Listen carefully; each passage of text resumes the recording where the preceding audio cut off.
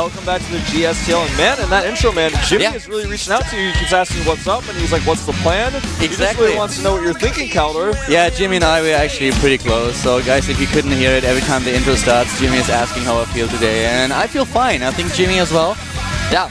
I haven't actually seen him in a while. You know, we communicate a little bit over with voiceovers and everything, but yeah, I really have to meet up with him to get a beer. Once, you know, I was hanging out with him a lot, but ever since he picked up this weird girl with kind of crazy hair, she's a little bit zergy.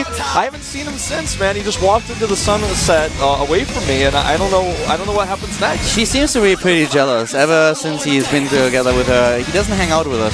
Yeah, he's been kind of absent, but yeah, I heard that, you know, sometime in the next few months he will come back and spend time with us again. Yeah, I'm actually looking forward to it. Yeah, we'll get to meet his girlfriend, and you know, we get to learn a lot about her soon as well, I think.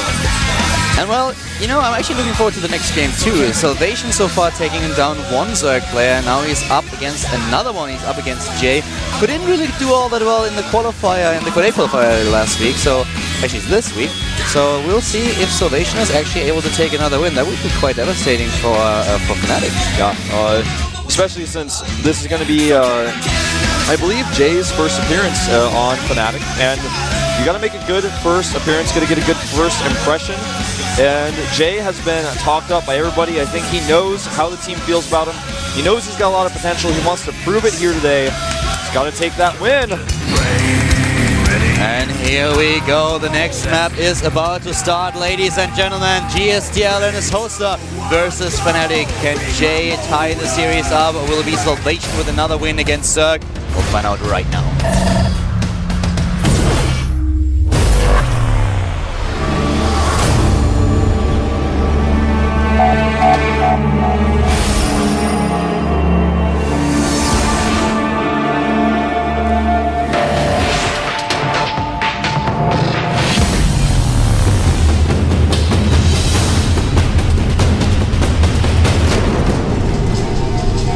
Cloud Kingdom is the map, and starting to the bottom left is the NS Hosa player. He was able to take down Fnatic Moon. Now he's up against the second Zerg player of the Fnatic roster.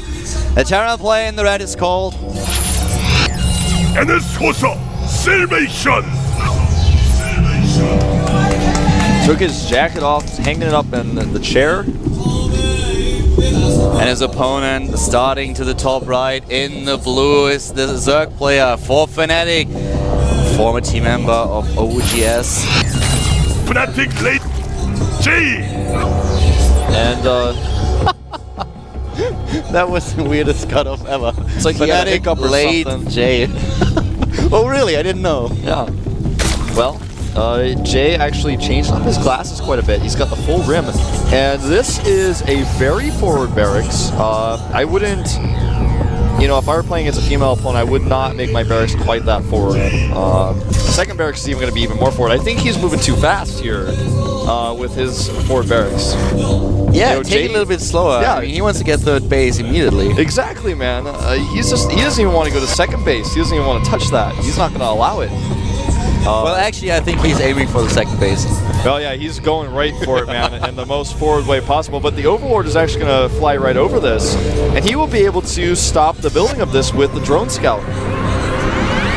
Yeah, Jay already, I mean, he saw right through the strategy of Salvation here. Yeah. So I'm not quite sure if he can really go to the second base that fast, but the pool is being built immediately, no additional drones being built.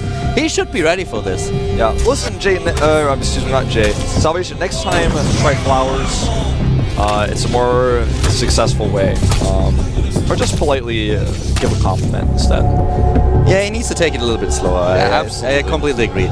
But right now, the problem for Salvation is that if he's actually not successful with this attack, then he will be far behind of his opponent. Not only because he's not able to take his second base this early, but on the other hand, also because he does not have the tech. Yeah. It's not like he has a follow-up, and the expansion will be done fairly soon. He starts with this... very far away bunker that's not going to accomplish too much. I like this decision. Very well played by Jay so far. Pulls nearly every single drone that he has, only leaves like 2 or 3. This is exactly how you have to play this. Yeah. Should start the spying crawler immediately, and then he'll completely find And he knows this is the 11-11 racks timing, so it's very all in to forward. Wow, he actually He loses a lot here. Whoa. He actually doesn't micro his units, and he didn't start a spine crawler. He could actually lose this game Yeah, now. and the second bunker is now in place. It looked awesome at the start, but he is really overdoing it. No spine crawler started, not a single one, and now suddenly the bunker is ready. The second one is being built, but look how many harvesters he already lost. He is down to 12 against 10 harvesters. Yeah. And he's losing all his Zerglings. And the SCV that's building the bunker is still alive. That's the most important part here. As a lot of SCVs have been lost, so he's only got 11 left. And will he finish the bunker? He's not targeting the SCV. He's going to finish the bunker. He stopped targeting He stopped it. I cannot believe it. And he's actually, if he micros his Marines in that bunker, they'll all get in. And this is terrible for the Fnatic player. I mean, it looked so promising at first. He pulled all his drones, he made all the right decisions, but then he didn't start with his spine crawlers. He only relied on the Zerglings. I think after scouting it, he actually took it a little bit. I mean, Yeah, I don't know. He was too complacent. Like he I'm was lacking too. the words here, to be honest with you. I can't believe what is happening. Yeah, I mean, he had all the tools to stop this. He had everything, and now he's getting his gas. He's likely just going to try to go for a Baneling follow-up here. You'll go for one base all in. That's what it looks like. The second base is down. Going with the Broodlings here, trying to catch these Marines outside the bunker, but this is not very cost efficient. And he does get past the bunker with his Lings, but back at home he's already walled. He's making a command center. This is a very unfortunate position for Jay. I cannot believe this just happened. It's so funny because if he had just targeted once more with the Queen on the SCV, this would have been a very different situation. You know, the thing is, if he starts those spine crawlers immediately, he doesn't have to kill the bunker because the bunker is so far away. Of course, it's a little bit of a nuisance and it's annoying, but when you realize that it's gonna be it's not gonna be cost efficient taking down the bunker because you're losing too many drones, you can't just fall back. The spine crawlers will be up before the second bunker is ready, so then suddenly there's no way for the Terran player to actually target down the hatch, and you are still fine. And because of the economy that you have, you are in a better position than the Terran player is. The spine crawlers help you defend. You will be in two bases much faster. He's even losing the Overlord right now. He's falling apart. And this is actually genius by Salvation to actually go for that Overlord like this because he knows his opponent's production is so limited. And he's started speed. He pulled drones out of gas. He's not going for a Baneling bust here, but he hasn't even remade his hatchery yet. And the Marine goes to scout and he's like, all right, no hatch. What's going on here? I'm going triple command center. He's actually even going to be able to get in the main base. He's not going to actually micro his Marine to check the gas, unfortunately, but... I think he saw the gas. He saw that there's gas, and I mean, what could a Zerg player possibly do? There are two follow-ups. You can go for the Banelings, and you can try to get Nidus network in the game. That's all that you can do. And he scans now to verify once more how much gas has been mined. And the funny thing is, his opponent was trying to pull it fast, and he pulled his drones out of gas. And when he scanned, after the scan away, now he's like pulled them back out of gas again. It's like, well, man, you got to make a choice. You can play as many mind games as you want, but you still need another hatcher. You need a third base. Jay is actually building another hatch right now, but he is so far behind. Salvation is building his third command center. He will have 3 orbitals in just a few seconds. Yeah, and tech-wise, he's got his factory on the way as well. Exactly. Double gas in the main base, factory already being built, the Marines dominating the map right now against those 11 Zerglings. That's all that Jay currently has, and he's sacrificing them. If he runs in like this, he will lose them. Yeah. Darts away, has the speed, and now the second base for Jay. He's trying to double expand here because he knows that he is so far behind that he can't basically do anything. And now we have a second factory actually for Salvation. He wants to go for a massive amount of Hellions. I think he's going to be going for Blue Flame Hellions off 3 factories. And the Marines are still being present on the map. He's just trying to force more Lings out because he knows the drone counts are weak. And his SCV count also is not the best. He's making 3 at a time now, but it's 30 to 29 in favor of the Terran player. He has all those mules though, and this is of course what gives him a huge income advantage over his opponent. So the situation here is really dire for Jay, and now Blue Flame has been started. Double gas at the natural as well. Jay's just trying to catch up here, but we have the 10th minute in the game already, and we are miles away from attack to Lair. Yeah, he's remining that gas. He starts the Baneling nest now defensively because he knows that's a huge group of Marines he might face. And I like that Salvation is poking around with these Marines but never overcommitting. He just sends 1 Marine, and that Marine will see the hatchery. That's what he wants to see with it. Now he goes home, he sees a bunch more Lings as well. To be honest with you, what Jay is doing right now, that's the best shot that he's got. Going for the Baneling bus on one base when your opponent is scouting this heavily is something that you will never be able to pull off. Yeah. There are already a couple of barracks set at the front that you have to bust through. You need 8 of your Banelings to bust through there. Then if the Terran player sets up a few bunkers, you have no chance whatsoever of making this work. So Jay actually trying to go for this double hedge style to double expand it's basically the only real choice that he has. Yeah, and his opponent, you know, we talked about the Hellions already, but he's going to be following up with the more mech composition after that. He's getting double armories right now. And if you look at the production tab, this is not normal, but the armories are lining up with the eBays in production time, which means the upgrades to the mech are going to be so much better than what you would normally want to face as a Zerg player. You want to have that upgrade advantage against mech. Here come the first Hellions. Blue Flame is done, and the Banelings are not. He can actually just target these, and he will. The Banelings are not done just yet. He's trying to take them down. The first few are actually detonating, but this third base is something that he will most likely not be able to hold. He just doesn't have the units right now. His creep isn't even completely connected between these bases, so it's so uncomfortable to fight against the Hellions. The Hellions will just kite forever. He's making a few more links. His production is so limited right now. Meanwhile, back at home, a Thor is being produced just to be safe. He's got double upgrades already on those armories, not missing a beat with that. The third is gone at the same time. Salvation took his third base. He floated the third orbital down to the low ground, is now securing himself 2 additional refineries, while we have at the same time the first Thors being built, the starport transition as well. Double upgrades, as you pointed out. This is a horrible situation for Jay to be in. Well, Jay, you know, from the beginning of this game, you know the expression to play with your hands tied behind your back, that's essentially what Jay is forced to do in this game, and he cannot win a fight like this. He is down 13 harvesters and the mules. And he doesn't have a third hatchery. Not the third base, no third macro hatch. And he's just picking away at these Banelings because he knows there's no Baneling speed. Goes to the choke point every time. Just being so aggressive because he can. He doesn't even have the production right now. Even if Salvation would donate 1,000 minerals, Jay just could use them. Yeah, that's such a great point. Even drones being taken out here. Oh, this is hard to watch. It's now 71 to 49 workers. Lair is only started. 2 more Thors on the way, and we actually have he more can just move SCVs than Salvation has more SCVs than Fnatic J has supply in total. That's the overall supply of Jay is now at 72, and we have 74 SCVs for his opponent. And he's not stopping there. He's continuing the SCV production.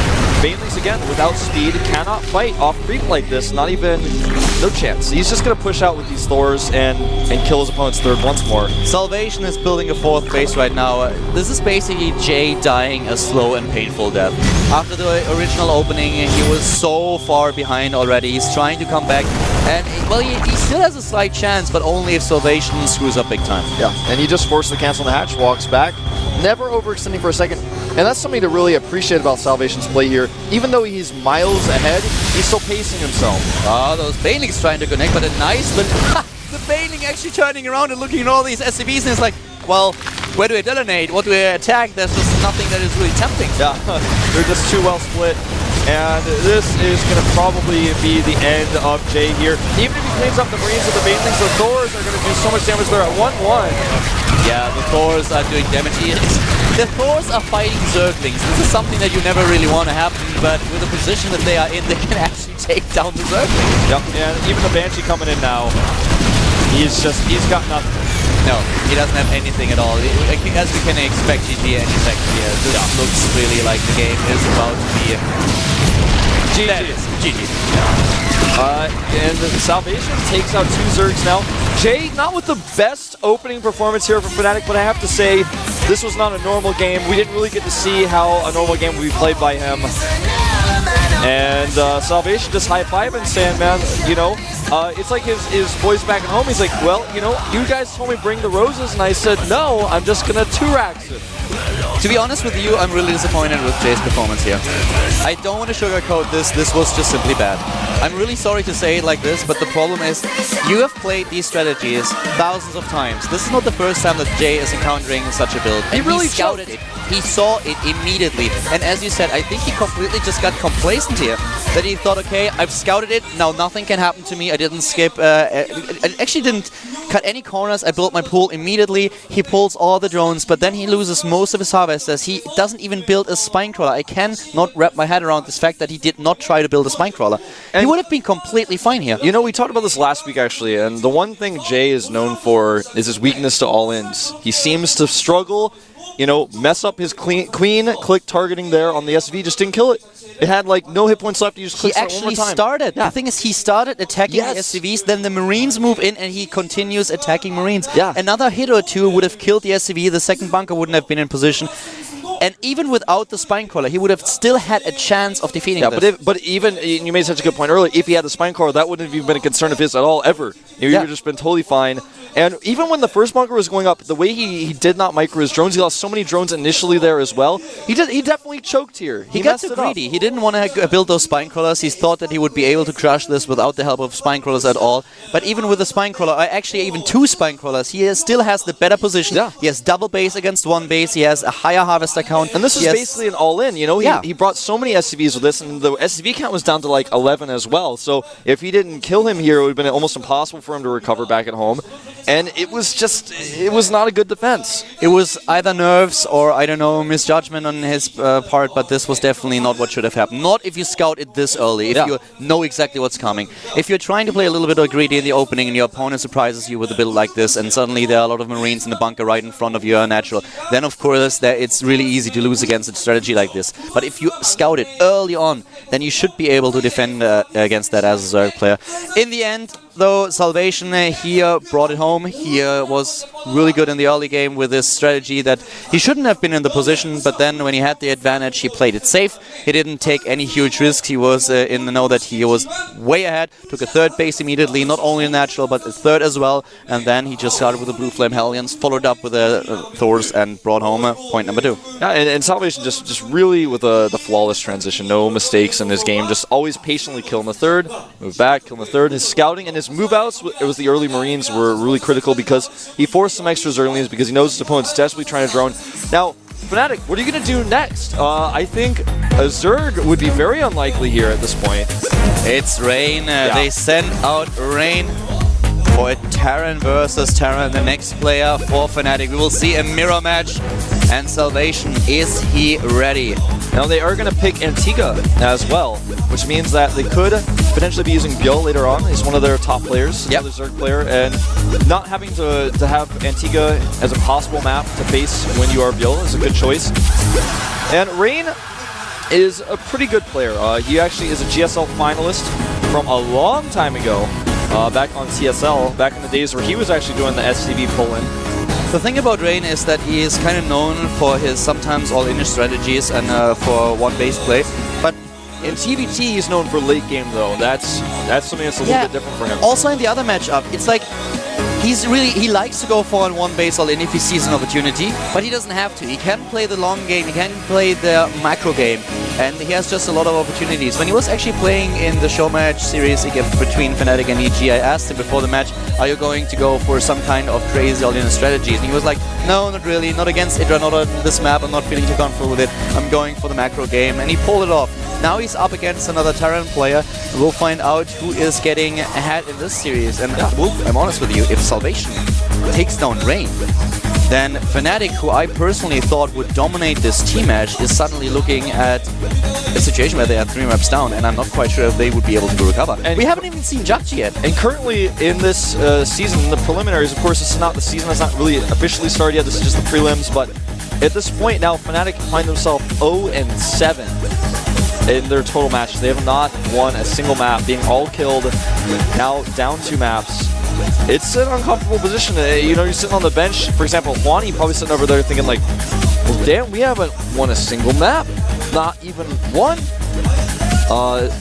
Now, there's actually a famous GIF on the internet of Rain versus Boxer from an MLG Crazy Point Defense Drum battles in the late game with Battle Cruisers Vikings. It was insane. Because this guy, he goes to the late game, he plays that air style sometimes when the games go late, and Salvation may be a little bit concerned about this. Do I want to face a late game Rain in TVT? And also important about this match is, of course, now that at this point, Fnatic lost 7 games in a row. Yeah, that's not a lucky 7 this time, I guess. No, definitely not. Well, in Tiga Shipyard, in a Terran versus Terran, so we'll probably see a lot of Marines and tanks. That's what we usually have on this map. But on the other hand, we'll find out if one of the players is starting with an early gas here to put a little bit of early pressure against his opponent. There's always the build with the Medivac, the Hellions, and Marines who can go for the Banshees as well. What are they going to choose? Fnatic is in desperate need of a win. Yeah, they really are. Remember, whoever wins this will be the final team seeded into GSTL. Well, not seeded, but placed based on their performance in the prelims. And so far, so good. Jockey hasn't even come out, man. Anasosa getting the wins. See if Rain will rain on his parade, if you will. As we mentioned already, the map is going to be Antigua Shipyard. A map where the center is so important in TVT, not only because of the high ground, but because the watchtower gives you so much vision. I'm a little bit scared for Fnatic here.